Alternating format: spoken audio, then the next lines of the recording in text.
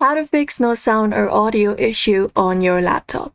Hey guys, welcome back. Today we will be showing you solutions in order to do so. So let's just get started.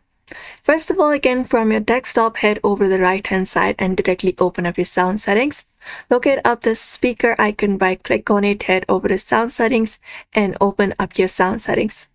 Now once you open it up, what you can do is you can select up your output devices, the right output device that you will be using. So right now I have this default speakers. You can also use default device for more accurate. So if you have default, you can select default device, or you can even pair a new output device if you're trying to look out for a new output device.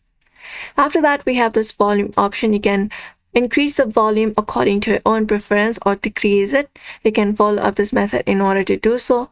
After that, you can look out for mono audio in order to combine the left and right audio channels into one. You can look out for this toggle option. You can just go ahead and click on it in order to turn it on, and it will do so. Now from here, you can scroll down and look out for this advanced option where you will be finding the option to troubleshoot common sounds problem.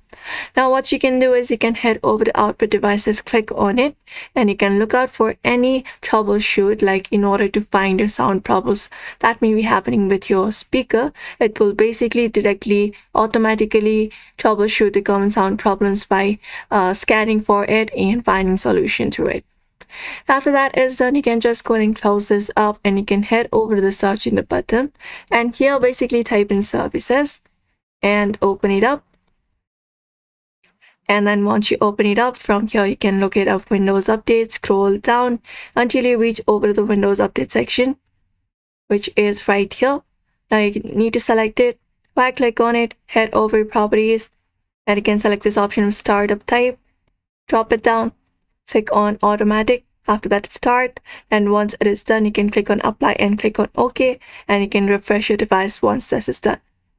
Now what you can do is once this is done, you can head over to device manager, open up your device manager, and once your device manager opens up, you need to locate up your audio inputs and outputs, expand it, look out for your audio inputs outputs, right click on that, look out for update driver, and you can search automatically for drivers and look out for the update for your drivers if there is any. You can follow the same process for other audio inputs and outputs.